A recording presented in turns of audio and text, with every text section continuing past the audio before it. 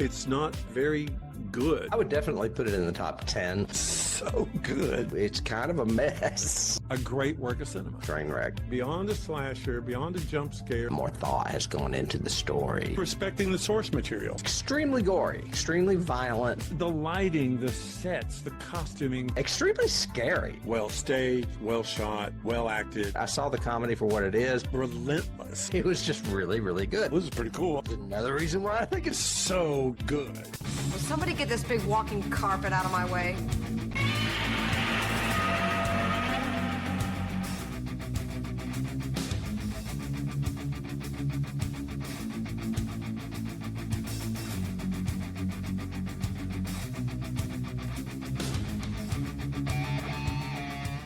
Hello, hello, hello out there in YouTube and podcast land. You have reached Johnny Has the Keys, where we talk about horror movies and science fiction films and those key elements that often lift and or separate them from the average genre fare.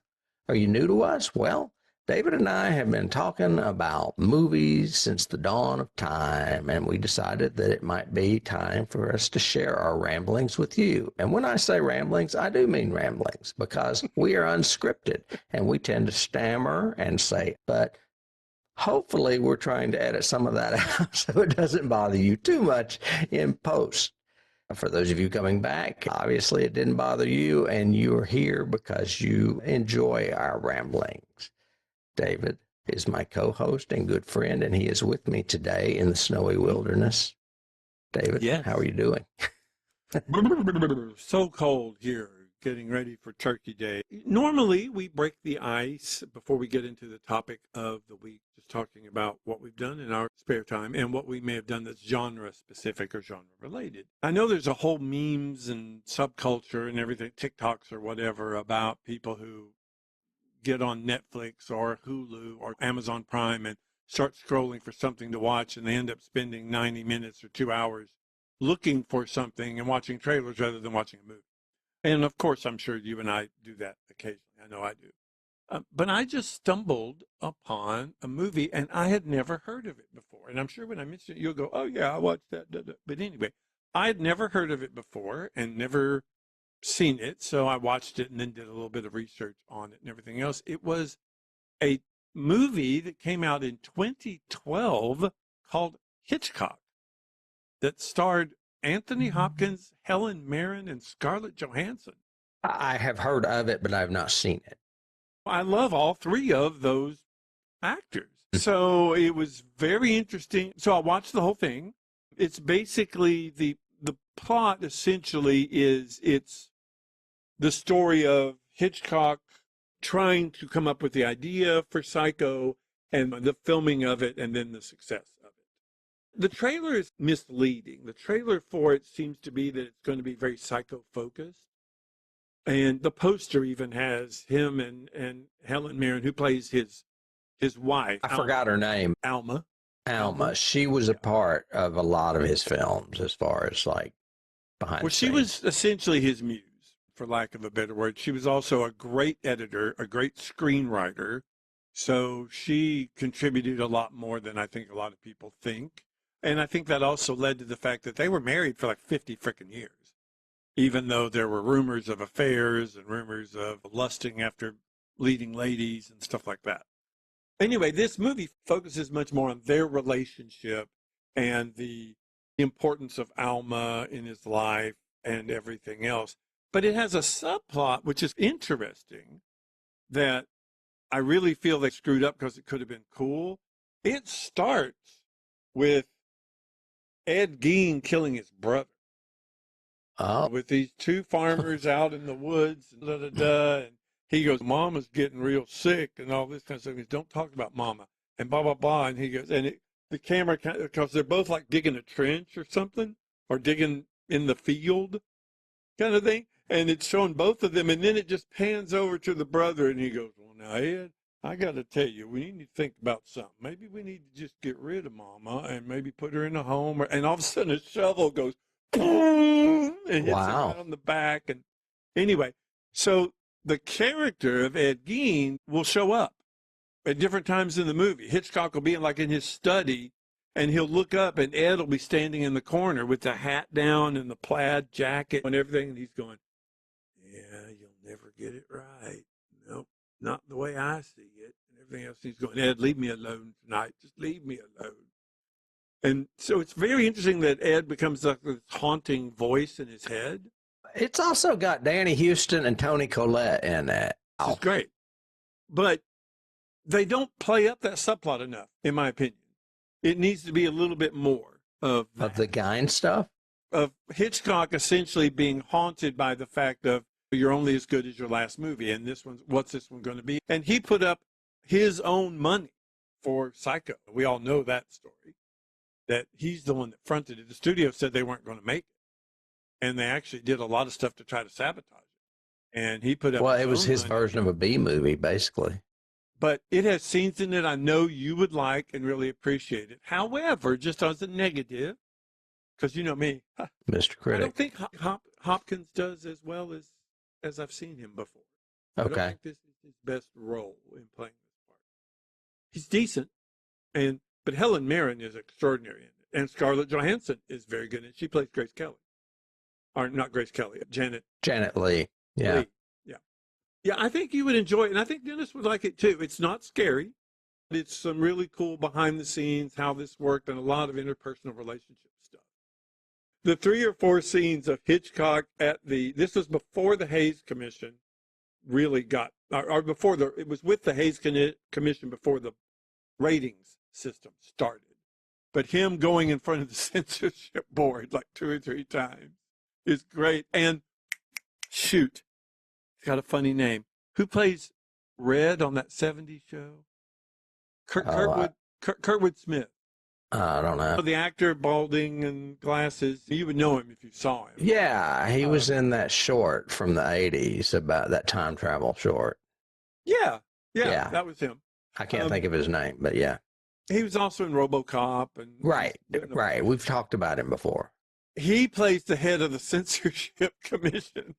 And there's this one cut where they've had this huge relationship scene, and suddenly it cuts to him, and it's a close-up, and he goes, I distinctly saw a breast in that shot, Mr. Hitchcock.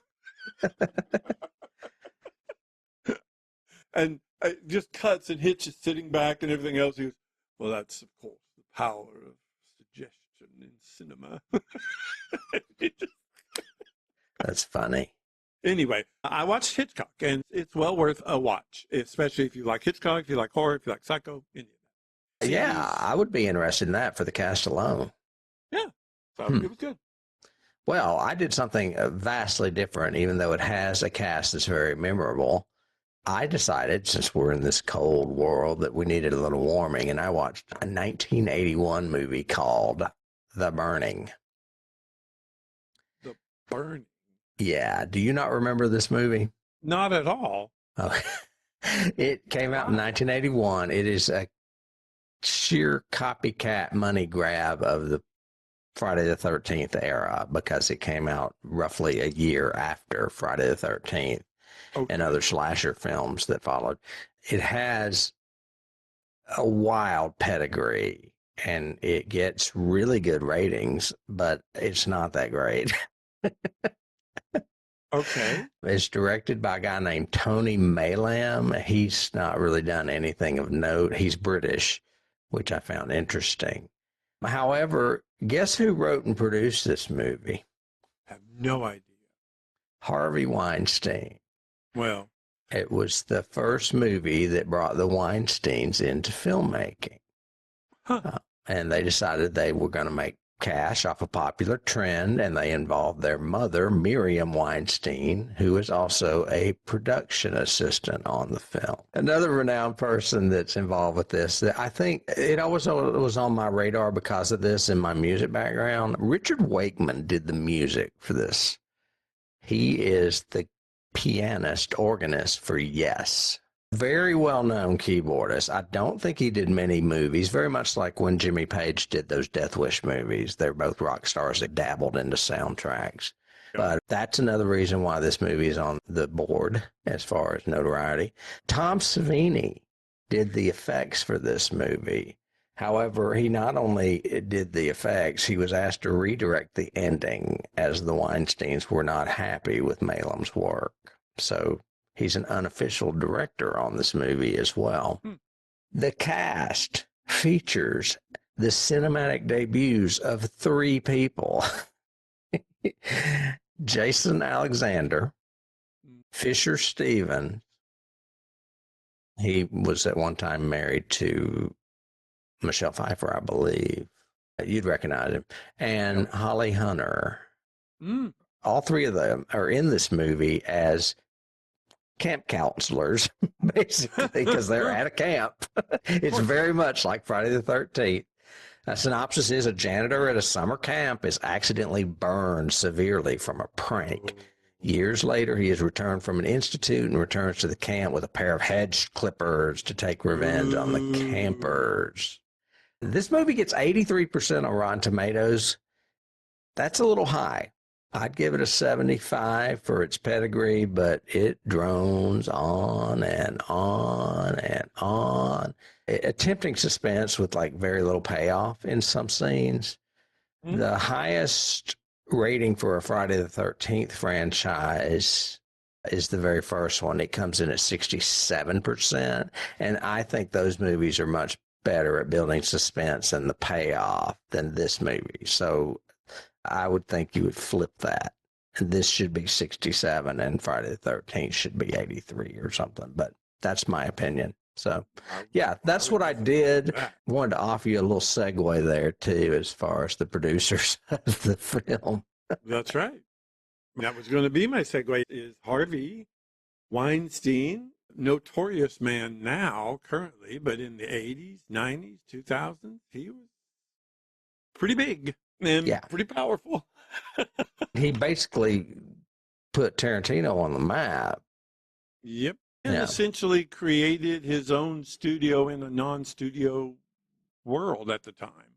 He was God Emperor of LA for a while. Yeah, unfortunately. As far as what he picked and chose and did and everything else. And one of the ones that his company produced, and he had personal stake in too, because he had a lot of arguments with the director, was the movie we're covering today, which is 2013's Snowpiercer. It's directed by Bong Joon-ho, who we covered when we did The Host a few seasons back. He also got a lot of notoriety when he won an Oscar for Parasite, of course. But even before then, did he do Train to Busan? No. I didn't look that up. No, that's a different director. Yeah. He did that new one you talked about not too long ago called Mickey 17. Mickey 17, yeah, it came out last year or earlier this year, yeah. It's a clone movie. Stars Chris Evans, Jamie Bell, Tilda Swinton, several others that we'll go through when we go through the cast and all of that. It's based on a French graphic novel that Joon-ho had seen. And basically, story in an extremely small nutshell is this is a future dystopian world sometime after 2014, since that's when the apocalypse hits the earth, essentially, and you find out in newsreels. But essentially, climate change has totally decimated life on Earth. So everything is dead, everything is frozen, everything is snow-covered, all of that, except for one life, humanity-preserving train, this super train that this industrial billionaire had the concept of, and it is a train that circles the globe in 365 days and is totally connected and very long and eternally powered or perpetually powered somehow. And it's self-sustaining. Yeah, a self-sustaining train that travels around the world. And that's the setting for the movie. The story actually follows Chris Evans' character, who comes from the tail section. They're basically the dregs of society, the homeless, the oppressed, the peasants, the workers, all of that. And as they slowly try to stage a rebellion and make their way to the engine, which is at the very front of the train, naturally, and speak to or talk to at least the guy who is running the train, the same industrialists who came up with the idea to begin with 17 years ago, and hopefully get some class equity in the struggle that they're doing. Had you seen this movie before? I have. I saw it back in 2013 when it came out on DVD. Okay. Roughly around that time. It may have been streaming actually, Yeah. because then we were probably streaming movies. And I dislike this movie for different reasons than you, I'm pretty sure. Mm. And I've mentioned this in the past when we did 1984, I'm just not a fan of dystopic movies. They bore me. But you like some of them. Like you I like The Road. apocalyptic movies. I like post-apocalyptic movies where there's usually some threat, like zombies or something. To me, there's a difference. The dystopian movies are more societal. Apocalyptic movies are a little bit more thrilling. I think that's right. And I think you're totally correct about that. You've actually said that before. Now, I know there's really big gaps in logic in this movie because Dennis told me to tell you that he would like to thank you for taking 2 hours of his life away for hate watching this movie just because he wanted to see what happened at the end. And then he went to bed 15 minutes before it was over. Yeah. So you tell David that thanks for the hate watch. Well, it definitely is. And anybody who listens to us regularly or follows us and everything else knows I've mentioned this 2 or 3 times, mostly because as the science fiction guy and trying to put together lists of science fiction films and influence of science fiction films and things like that, this movie keeps freaking coming up on people's lists. And I don't get it. I just don't understand it. And I even have, it's in bold caps on my notes here where I said, I keep feeling like I'm missing some huge sociological commentary that I should be getting, like a Dante reference or some weird Korean caste myth that themes of religion, politics, caste systems, society, indoctrination, all that kind of stuff. I don't get it. What am I missing? And it makes me feel stupid. But it's a metaphor for a classist system. That didn't go over my head at all. It's quite clear. The poor in the back, the richer in the front. It's a capitalist society. Yeah. Right. Okay. So watch Gattaca. Okay, that's a caste society too. Actually, you hit a button, your voice went loud all of a sudden. It did? Yeah. What'd I do? I don't know, but you're loud and tinny. Pause. Okay, stop. Okay. That better? Yeah, I don't know what you did, but okay.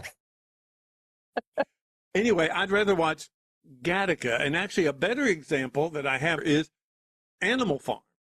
Animal Farm is sociological fantasy dystopia, so to speak, but it stays true to what it is. They're freaking animals that can talk, and they have their society, and we buy that from the first chapter, and it always works through it. And they don't have these huge, enormous plot holes of stupidity halfway through my story that pull me out of the entire story. I cannot even appreciate Chris Evans' incredible speech and breakdown near the end of this because I've been so frustrated with the rest of the movie. Mm-hmm.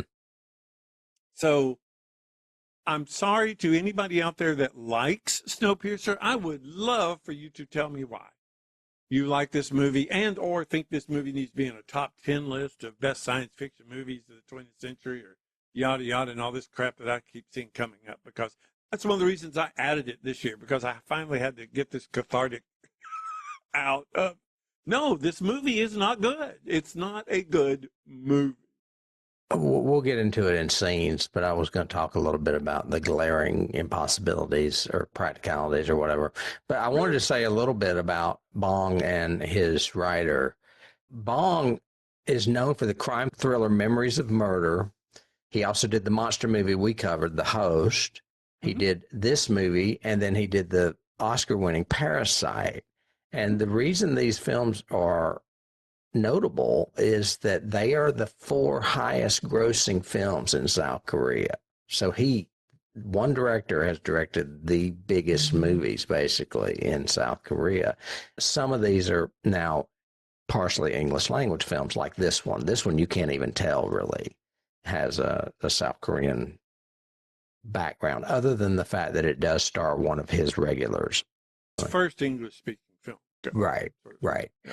Now, I've got that Kelly Masterson, the writer of the screenplay, that is, not the graphic novel, was a former Franciscan brother who left the seminary to pursue a career in the theater. His award-winning play Touch was produced off-Broadway in 1987 and brought Kelly to New York. His plays have been produced throughout the country in regional theaters, including Dare Not Speak Its Name, which won an outstanding play by the Connecticut critics. He has also had several New York and Los Angeles productions, including Against the Rising Sea, Armageddon, North Dakota, True Story, and The Word Is Out, which won the Critics' Choice Samuel French Award. I thought you would be into that because of all the theater. And he was a Franciscan monk, for lack of a better word, and left the seminary. It's very strange. There's nothing really that religious in this movie, though. Do you see that? No. No, it's more political. Anyway, I found that interesting. I thought you would too. I did. There's obviously a theatricality to the characters, to the structure. There's something to be said for willing suspension of disbelief or lack thereof. I cannot get past the glaring loopholes in this movie to appreciate what they're trying to say by metaphor, and the fact that I don't really understand what they're trying to say at the end. In classic storytelling, either the hero undergoes some transformation by the end, or the villain is thwarted or has a realization, has a change of heart, anything like that. Either of those things happen in this story. The secondary character blows a hole in it, killing himself, the hero, and the villain, and leaving his sister, who is a trainee, meaning born in the past 18 years, and a little boy who suddenly has a tailored fur coat that came from freaking nowhere, and boots and everything else, and they get off and say hi to a polar bear. And that's the ending. And I'm not sure what he meant to say. Am I missing some great white hope or something weird in there? I don't know. That's why this movie frustrates me. I guess that it's satisfying enough that they don't freeze to death. I don't know. Instantly. I just think there are so many better dystopian movies made that even those that have allegorical sort of things, Clockwork Orange or Hunger District Games. 9 or whatever, that are so much better than this. Pan's Labyrinth is a great metaphor movie that is much better. Yeah. It's a little more fantastical, so they get away with some of the slips because it's a fantasy world. This is supposed to be reality and a lot of glaring things. Dennis could not get past the aquarium. He was like, no. No freaking way. On a train that actually, they just had a whole sequence where it's busting through snowdrifts and ice falls. Right. And that aquarium's going to survive that? Yeah. Hell. No, it's like they took a fantasy dystopian political socio-drama and combined it with Speed. It just doesn't have Keanu Reeves and Sandra Bullock in it. Because everything that train does is against, well, gravity. And that's exactly what Speed is, too, if you've ever seen that movie. Yep. That's actually a pretty good key. My big suggestion for this would have been if this had been an underground tunnel and maybe come up for a couple of the apocalyptic scenes, like the anniversary scene or the bridge scene or something like that. Yeah. It might have been a bit more believable because there's so much, I can't change the laws of physics. And yet they do.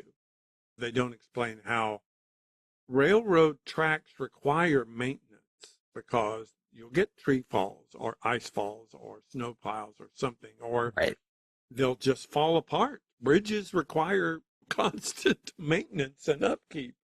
And a train sits on a track, not attached to a track. If they said from the very beginning, this is like electromagnetic and like we've seen roller coasters with the dual sets of wheels, so it can't move. The track's in the middle, and you got two sets here and two sets here, and that train car will not come off of that track. It will be attached to it. If they said that, that'd be great. But then you couldn't have all those scenes where it's like teetering over, defying physics, and then falling back. No, hell no. It's suspense. No, there's no suspense at all. That's the other thing about this movie. I don't think it's well paced or well told from a storytelling standpoint. Well, it's hard to tell a story in a train compartment. It's just the set is a long tube, basically. Yep. Scenes? None. I don't have any. No. Oh, I have a scene. I think if you're going to talk about Snowpiercer and even a fan of it or whatever, they'll mention the classroom scene. They'll mention, of course, the scene at the end when you find out who the creator is and that whole scene. And they'll probably mention the revelation of the first scene, the punishment for insurrection scene. That's the scene that sticks out to me. I can't think of his name. He was in Train Spotting.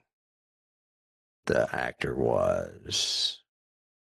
Oh, that plays the guy with the arm? Yeah, Ewan Bremer is his name. Oh, okay. They make him stick his arm outside the compartment in a little hole, and it freezes, basically, and they break it off. That scene sticks to me because that's pretty terrifying. And this is obviously a punishment that they've developed over the 17 years because there's special equipment for that. Right.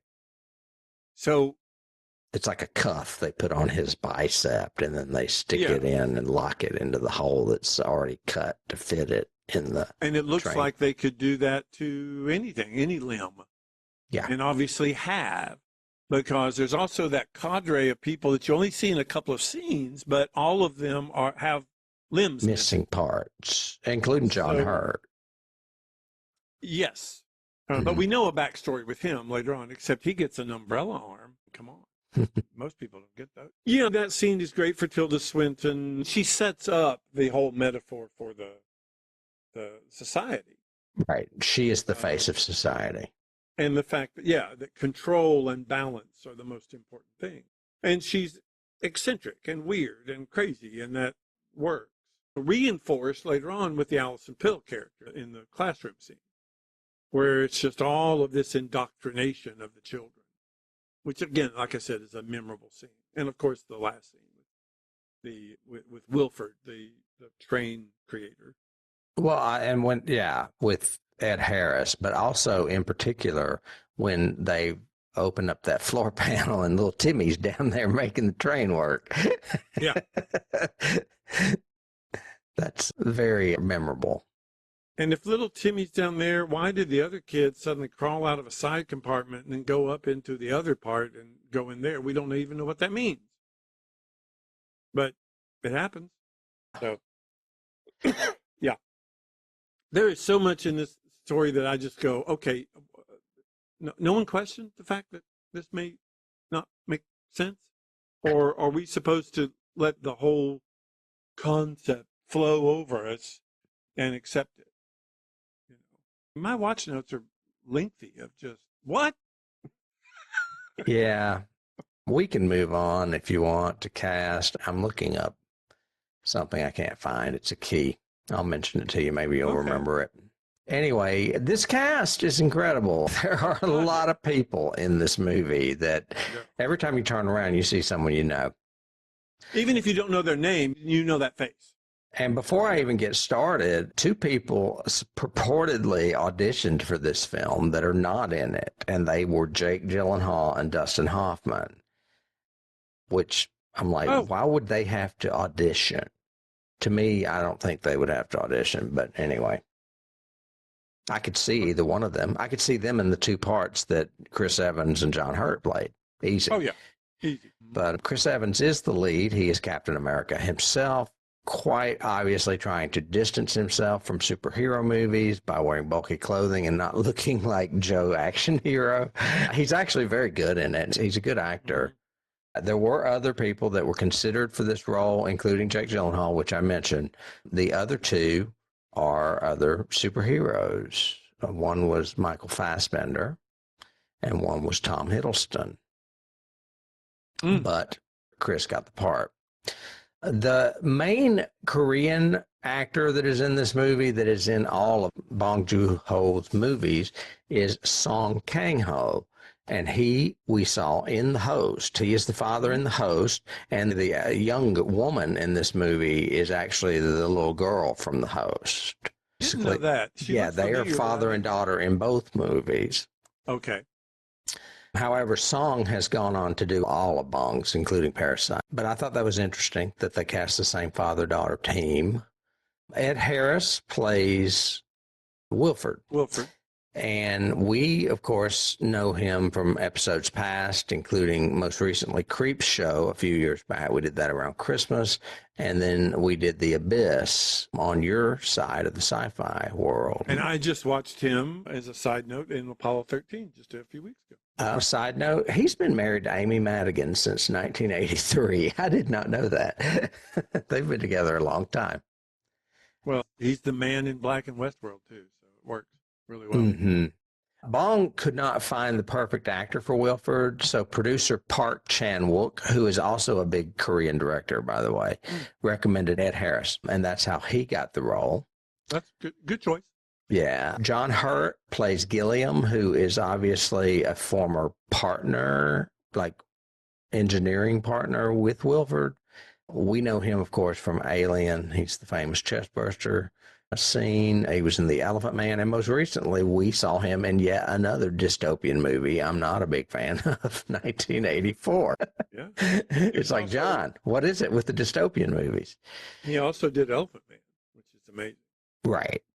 He's great in everything. I have always liked him. I was shocked to discover that he died. I forgot. He died like in 2017. But he's been dead for a little while. Tilda Swinton plays Mason. She is, like we said, the face of society that keeps coming back to talk to the minions. We know her from a movie called We Need to Talk About Kevin, which is on my list, and I've never seen it. She first came to my attention in The Lion, the Witch, and the Wardrobe over 20 years ago as the Snow Queen or White Queen or whatever. The White Queen, yep. I noted that her name is Catherine Matilda Swinton, so that's where the tilde comes from, Matilda.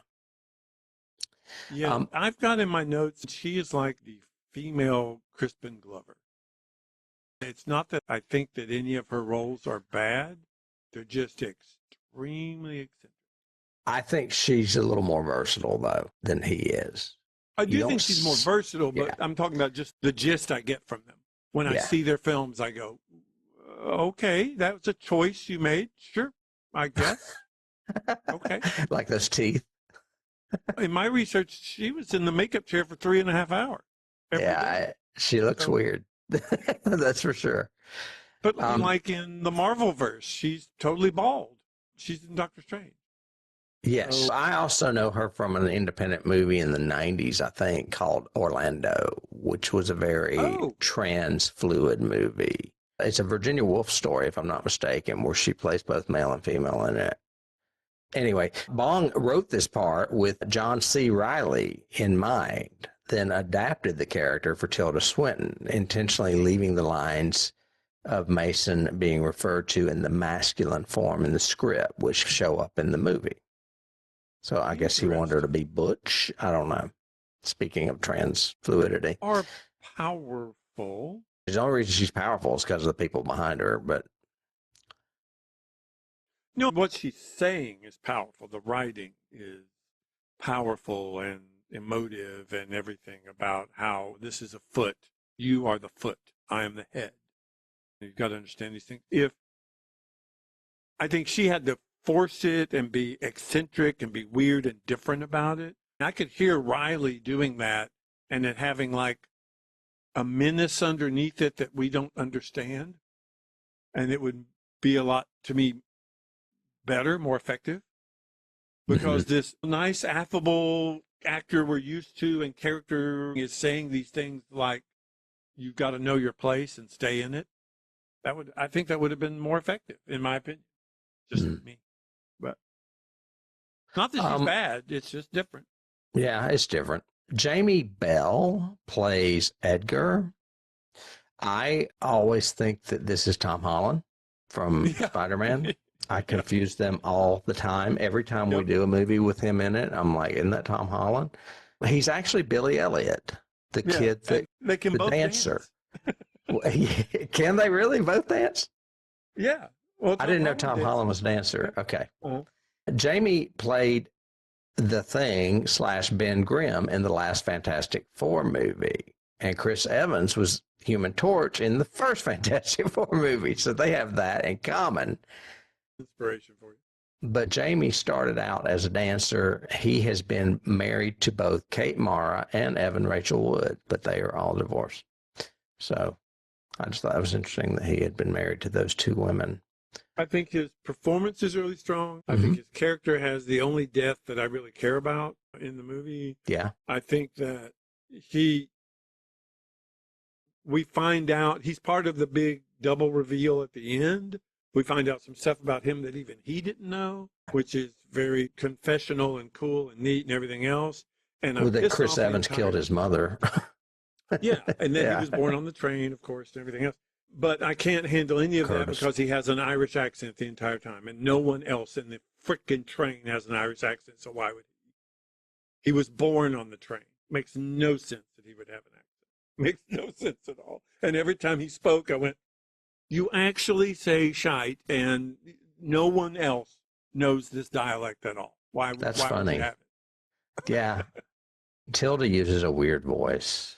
But hers is just because of the teeth and the way she is enunciating and doing all of that. And John Hurt is British. He's British. All of them lived before the apocalypse. Right. So that makes sense. But if you're born on the train, you would only have the accent of the people around you. This movie also has, I'm not done, Octavia Spencer in it as Tanya. We know her from Hidden Figures and The Help. Mainly, I think The Help's what put her on the map. However, I have a note that I did not realize until I started doing some research. She made her stage debut in Los Angeles, originating the role of Lasagna, as in lasagna. Famed writer, director Del Shores played the trials and tribulations of a trailer trash housewife. In it, she starred opposite veteran actors Beth Grant, Dale Dickey, and David Steen. And I was like, this sounds fantastic. I want to see this. And then I realized that they made a movie of it. It's called Blues for Willowdene, and it has all three of them in it. And I've not seen that. Well, Del Shores was that writer for a good decade of that type of comedy before they got into the James Wooten stuff that everybody does now. Well, yeah, but he did Sordid Lives, which is one of Dennis and mine's favorite movies. He did Daddy's Dying, Who's Got the Will. So anyway, I just thought it was interesting that Octavia got started with Del Shores. She's one of his. That's just interesting to me. And with Dale Dickey, who's from Knoxville, who I went to school with. Well, Dale Dickey's also in the series Sordid Lives because they did a television series of it too. And Beth Grant, we've already talked about. She was in Donnie Darko. She is one of my favorite character actors. She's great. What is it again? The dance troupe. Sparkle Motion. Sparkle Motion. Octavia Spencer has tens and tens and tens and tens of credits. I don't know how many. I'd have to look it up. She's in a horror movie called Ma that I've never seen. But anyway, enough about her. Then we have Ewan Bremner, whose arm gets frozen off. I recognized him. I was like, what do I know him from? Well, he was Spud in both Trainspotting movies that Danny Boyle did. Apparently, he was also in Wonder Woman and Alien vs. Predator, neither of which I've seen. But Ko Ah-sung played Yona, the daughter. I've already mentioned she was the little girl and host that gets snatched by the monster's tail. I don't know if you remember that scene. Love that movie. Yeah. I've actually seen that movie more than any other Bong movie. I've probably seen the host like 5 times. Alison Pill played the teacher Very familiar face. I didn't know who she was. I looked her up. She was in Scott Pilgrim versus the World, and she's in Milk, the Sean Penn movie about Harvey Milk. I saw her most recently because she did 2 years on Picard, the Paramount series. She played a doctor in that and was pretty good in it, except what they did with her in season 2 we won't go into, but she was good. I also had on my list, she did American Horror Story. So maybe that's why I know her, because I probably saw it and just don't remember it because it's probably terrible. one of the witches or something, or Coven or something. I don't know about that, but all the witches were like big stars. But I probably saw her in that and just repressed it. Yeah. She's good and she's strong, and I like this character in this. She's at least a compelling character. I love that song they sing. I thought that was funny. Halfway through. Yeah. Yeah, she plays a teacher, like a kindergarten teacher or something in first grade. There's a gay couple in this, or at least they seem gay to me, that are part of the bad guy team with Tilda Swinton. They are played by Luca Pasqualino, who was on Battlestar Galactica. He played Gray. And Vlad Ivanov, who played Franco the Elder. The gay couple was Franco and Franco, the older and the younger. Wasn't that the couple? You're right. I'm sorry. Maybe it wasn't that guy. Anyway, forget Luca. He played Gray. Vlad played Franco the Elder. I don't have a list for the other guy. He must not have had a picture. Anyway, before Dennis got into the movie, I kept mentioning later on, oh, yeah, he's pissed because his husband got killed by the young Asian woman. And he's like, husband? I'm like, well, I think they were together because they were hanging all over each other, right? Yeah. I was like, I think they're a couple. He is a famous Romanian film and theater actor. He speaks English, French, Russian, Italian, and Romanian. He speaks like 6 languages. But he's really intense in this, and he makes a good bad guy, I think. Pretty good, yeah. He comes off like Jaws. He's the big brute who really doesn't even have any lines at all and keeps coming back. And starts doing stupid things like shooting through glass windows. And we thought he was dead, and he keeps coming back, and you're going, this makes no sense. Actually, you're right. Luca played Gray. The guy that played Franco the Younger was Adnan Haskovic. So he is of Eastern European descent as well, because they both have names that sound very Eastern European. That's really all I have as far as cast. But as far as awards, this movie did really well. The Academy of Science Fiction, Fantasy, and Horror they do the Saturn Awards. They nominated it for Best Action Adventure Film. But that's it. It was nominated for SCADs on the circuit, but most of its 35 wins were foreign competitions that I've never heard of. So this movie did better internationally than it did in the States. And I think I read that going into it. It is not on the 1001 Movies You Must See Before You Die list, which I completely get. It won all kinds of awards in Korea, obviously, and it won other awards internationally, but it really did not win a lot domestically in the United States. So that's what I have for those two, casting and award. So you say something enlightening, David. Say something enlightening? There's nothing enlightening. Wait, I understand the movie now. I get it. It's because Tilda can take her teeth out. No.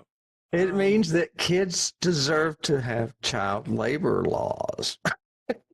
Don't know. Well, I'm frustrated by this movie, as you can obviously, because I think that if you're going to tell a story that even is a metaphor, then just hold true to your metaphor and make it work. And I think he's crippled from the very beginning in the fact that his apparatus makes no sense and isn't plausible.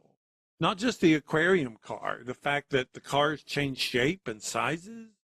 You'll show one shot and basically 6 people can fit across, standing shoulder to shoulder across this car. And yet in other ones, 3 people standing abreast, and on both sides, you've got windows and rooms and dentist office and everything else.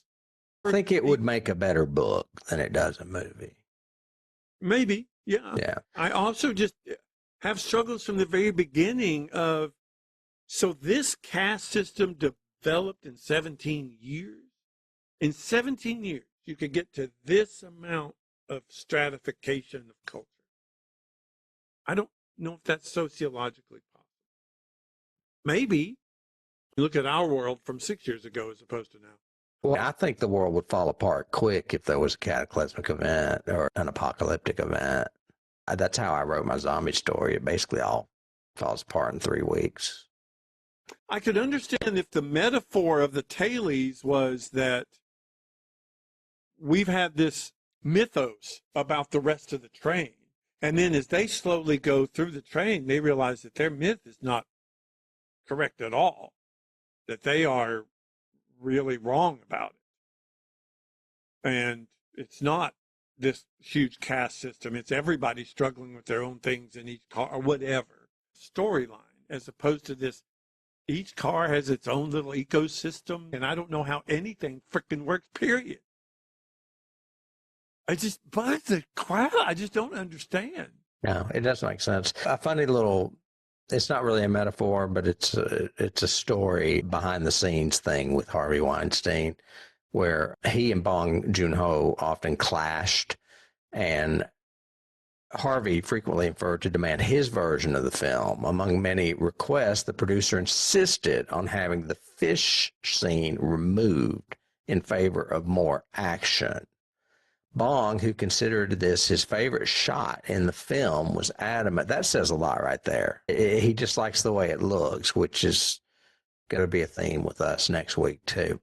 Anyway, he wanted to keep it because he told producer Weinstein that he wanted to keep the shot for a personal reason, because it was a tribute to his late father, who was a fisherman. Upon hearing this, Weinstein said that family is very important to him, so he granted Bong the right to keep the shot. In an interview, the director said, "It was a fucking lie. My dad's not a fisherman." Tell Harvey what he wants to hear. That was great. And I think it's funny that I mentioned the fact that not only did him and his brother do my genre topic, The Burning, but their mother was involved in it too. Mm-hmm. Yeah, so he is about family. Of course, he's got his own family in prison right now. Yeah. I'm sure he does. Yeah, Harvey is not a good guy. No, not at all. No. Never was. But that's the only trivia bit I had. If you want to move on to Keys, or if you have any trivia. I don't really have trivia. I just still have the same questions I have from the very beginning. I don't even know why the tailies exist in this story. It makes no sense. Why the what? The tailies, what they call the tailies, or the people in the back, the the poor characters. people. Yeah. Why were they even allowed on the train to begin? He gives this. That's very elitist of you, David. He gives this impassioned speech about we starved for 2 months or something like that. I can't remember because I've repressed it. And they were eating body parts. Until they started cannibalizing, and then they suddenly developed Bug gelatin maker. Yeah. Whatever that was. Nasty. And where do those come from? Where do the insects come from? If everything on on Earth is dead, where do the insects come from? They keep feeding these people. Anyway, but so this perfect balance that he goes off on, that Wilford goes off on, and what are the numbers now? Because we need to have this. You get the impression that he allows or even creates these insurrections, he and Gilliam, because that's the other big shock moment, that Gilliam's been in on this the entire time, and you're going, okay, that wasn't shocking. But has he, or was Ed just making that up? Right. And big ambiguity. Okay, fine. Yeah.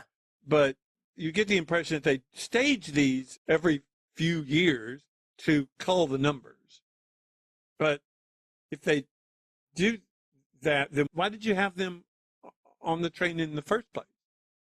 And I read something online where somebody said, well, they had to have the tailies because they produced the children for the train. No, he actually says that only happened like 3 years ago. Mm-hmm. That the train the engine started malfunctioning, and he needed little hands and little people. So that was an adaptation. That wasn't an intent from the beginning.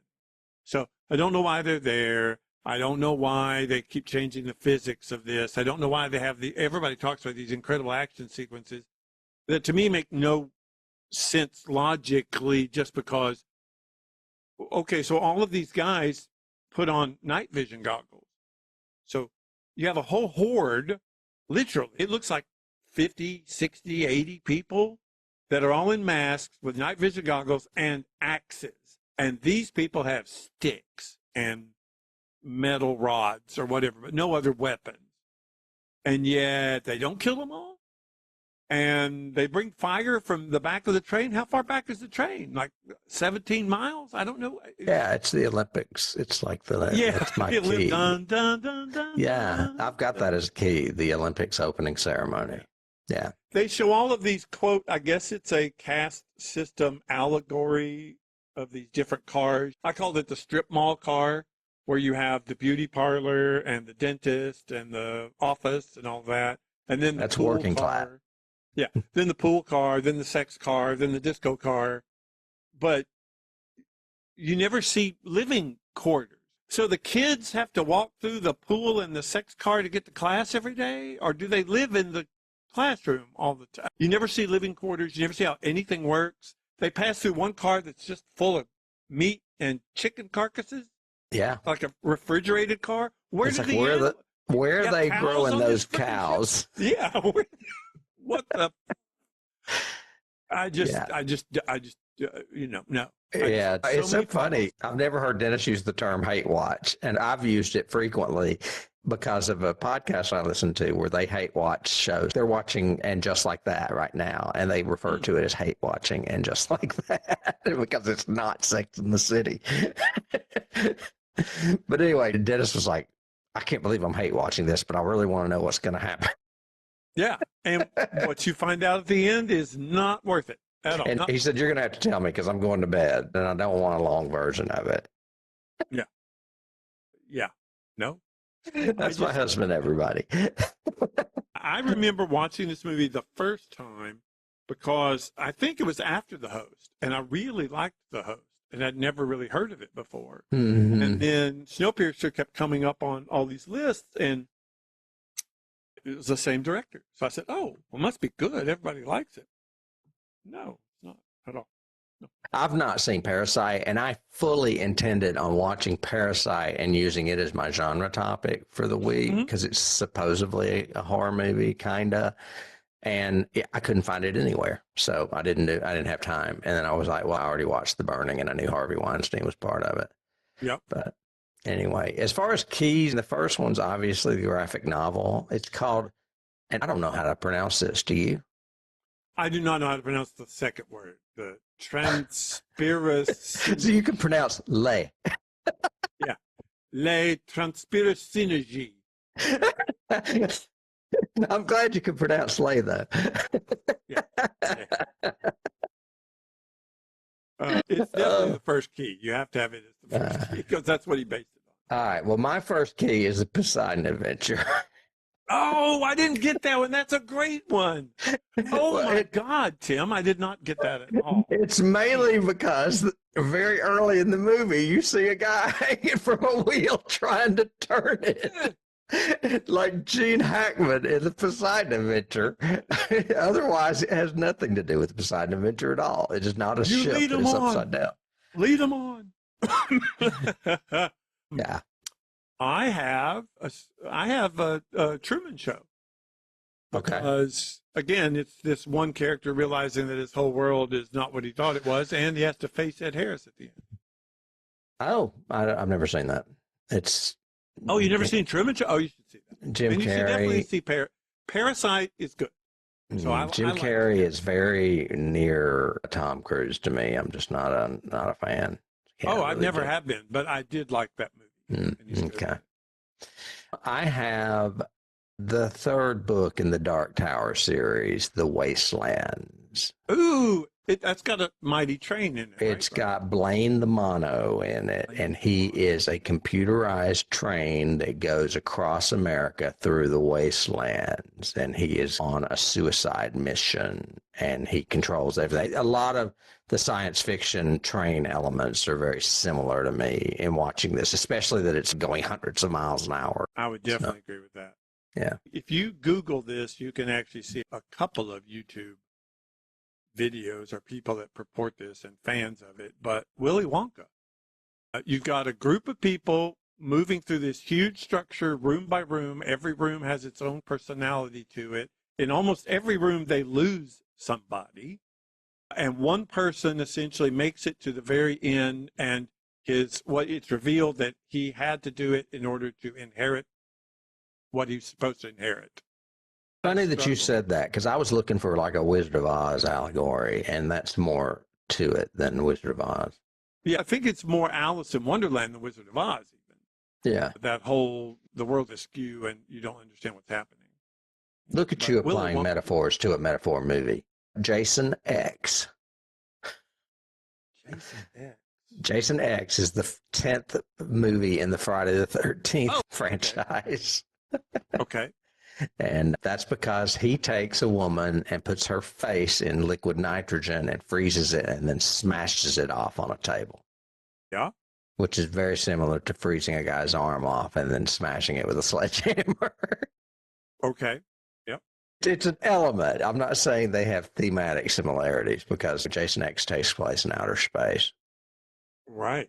And it's on our list. I think we should cover it. Oh my gosh. I might die. But I've got a couple of the other ones that I've got Matrix Reloaded.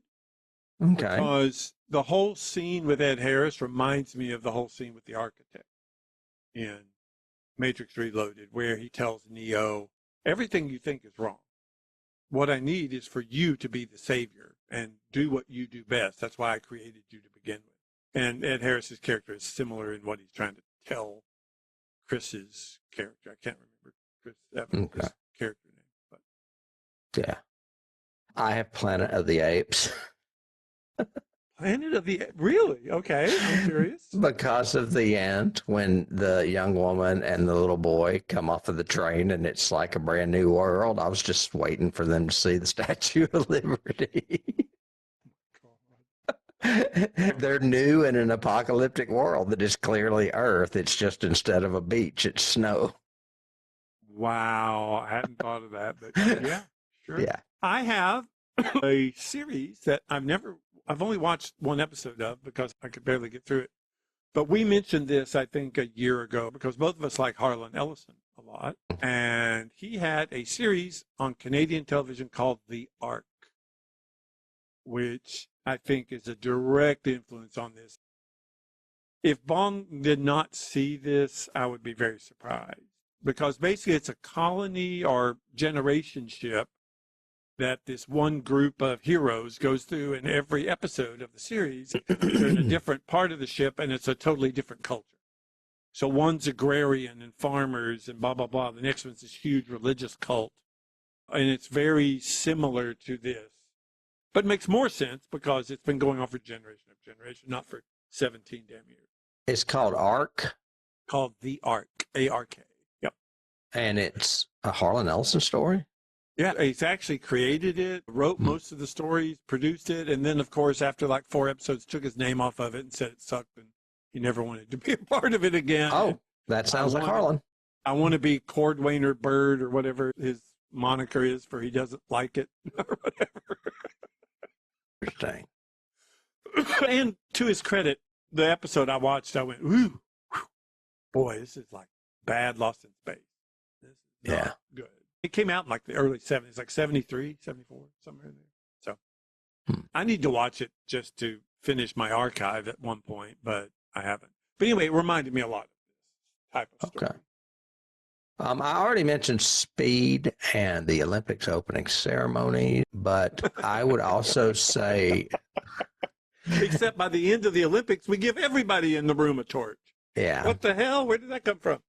You carry those with you from the back, did you? Hunger Games, but not just because it's a dystopian movie. I specifically say The Hunger Games because Tilda Swinton reminds me of Elizabeth Banks in The Hunger Games.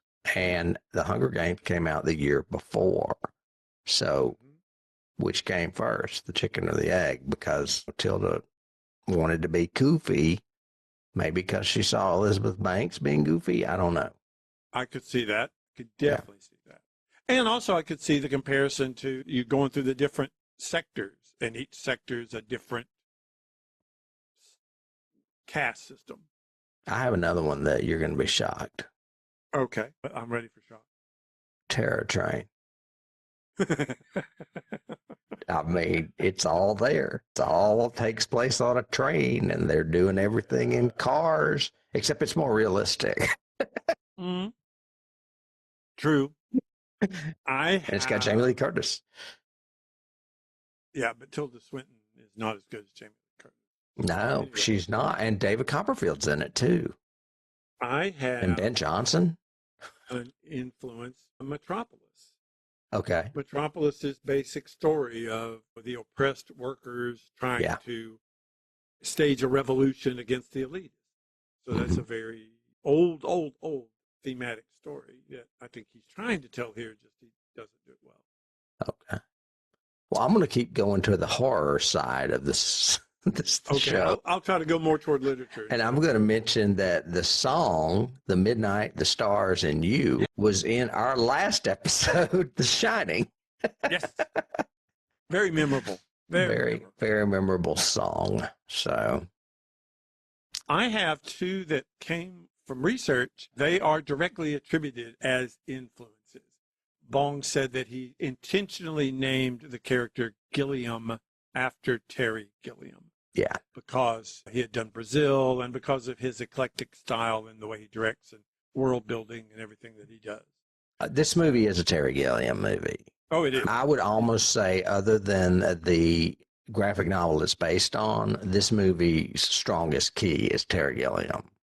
I agree with that. But I think Bong Joon-ho is a much more visual cinematographer than Terry Gilliam. I like Terry Gilliam. I just think. See, I'm not a big fan. And since this movie reminds me of Terry Gilliam movies, that's another reason why I'm not a fan, because I'm not a big fan of Terry Gilliam movies, except for maybe 12 Monkeys, and that's it. True. Makes sense. Yeah. And then the other one I have that's directly from them was Bong-ho has said that the fish scene, the one that makes no freaking sense and we don't understand why or whatever, was inspired by The Godfather. Right. Yeah, I saw that. And I saw it and I went, okay, I don't see that. I would never have done that if you hadn't said it.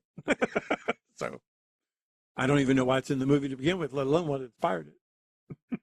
The only other thing I have is also from IMDb, and the three movies they specify by Terry Gilliam are Brazil, 12 Monkeys, and Zero Theorem, which I've never even heard of. Have you heard of that movie? I've heard of it, but I've never seen it. It came out in 2013. It must have just tanked. Yeah. Yeah. Okay. Anyway, they're I guess apocalyptic or dystopian movies by Terry Gilliam. Yeah.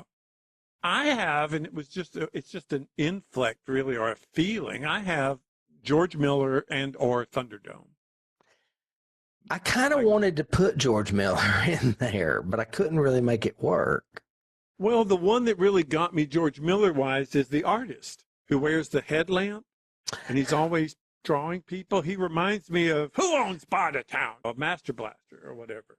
You just put your finger on what I was trying to put my finger on. Is the character played by Spud, the train spotting guy, reminds me of the guy that flies the little gyrocopter. The gyrocopter. Yeah, that's why. So it would have been Road Warrior is the one it reminds me of. Yeah. Yeah. Road Warrior. But also, but to me it's Thunderdome too, because the big climax on that is on a train. Well, and he may be in Thunderdome now that you mention it, because that character may live, I think. I've got a literary one, meaning, and this was a review that I read of it, and the guy said, I just wish this had been more of like a Ray Bradbury short story, where it has its own reality and you just accept it and live with it, and then I could appreciate the movie more. Mm-hmm. And I thought, thinking back, Bradbury did do that. And even when he was trying to be metaphoric, like with Something This Way Comes or whatever, it still made sense in his reality of his world. Again, it would work better in a book than it would in a movie. I agree. Because you wouldn't see the train's wheels coming off the rails and stuff. Or the aquarium. We suddenly have almost a 180-degree turnaround on the track. That was a design element you put in there, really? Or was that just there so you could shoot across from one car to a lot of computer CGI. Yeah, a lot of graphics that didn't look great. Yeah. Like when they're going through the ruins of cities and stuff, I was like, yeah, that doesn't look that real to me. Yeah, no. It's cartoonish. You only have like 6 or 8 of those in the movie. Seems like you could have done them a lot better. The last one I have is Marvel, of course, because once again, Chris Evans loses his best friend on a train. So it would be Captain America. Yeah. The movie. Captain America. The first Avenger. Yeah. Yeah. I get it. I totally get it. So, How funny. yeah. Well, I think that's all I have to say. I feel like it's all you have to say. I'm metaphored out.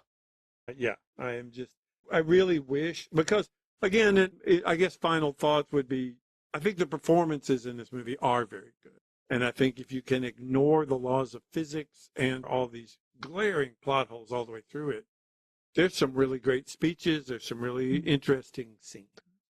It's a great idea, maybe not perfectly executed. I can forgive it a little more than David, I think, because I dislike it more for it just being dystopian. It just falls into a category of, oh yeah, it's one of those. It's one of those. For me. For you, it's a little bit more on the logic and the scope and the whole metaphor-driven plot. I think that you dislike it. But I think it's safe to say that I've seen this movie twice. I don't know. I guess David's seen it twice now, and neither one of us like it very much. So we probably won't see it again. If you want to convince us otherwise, we'd love to hear why down in the comments below. Yep. Why do you like this movie? Why do you hate this movie? I wouldn't mind hearing another reason that we didn't come up for reasons we dislike this movie either. And we'd like to thank you for joining us today. If you like what you heard, well, now we are 8 seasons in to this show where we cover 40 movies a year, sometimes double features. You can get a complete list of all of those shows, very well organized, on our website, johnnyhasthekeys.com. Then you can go over to either YouTube or your favorite podcast platform and search for Johnny Has the Keys and the title of the film, if that makes it easier for you to find a particular film you want to see, because a lot of people don't want to see 300 episodes of us. They may want to see certain movies. Really? Or if you like shorter bites, we've got a few little short shows that we do on YouTube, as well as Patreon, where we could really use your support if you want to reach out and help us supplement our cost in producing this show. That's the place to do it. Over there, we do more television-oriented stuff. We've got series on the X-Files and series on Star Trek, episode by episode, as well as free stuff as well. There's free bonus shows about David and I, how we met, how long we've known each other. A lot of Marvel stuff is over there. If you like Marvel movies, you can go see those. A lot of that stuff is free. It's all based on different tiers, you know how Patreon works. Anyway, until next week, which we're calling our apocalyptic Thanksgiving theme. So we're going to do another apocalypse movie next week before we take a short break for Turkey Day. It is also a science fiction film. Then we'll do something spooky for Christmas. Sure.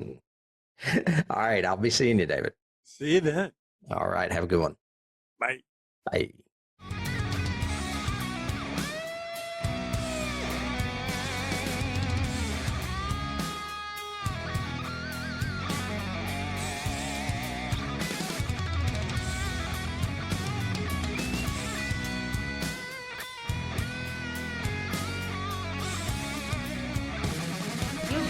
Start the car. Johnny has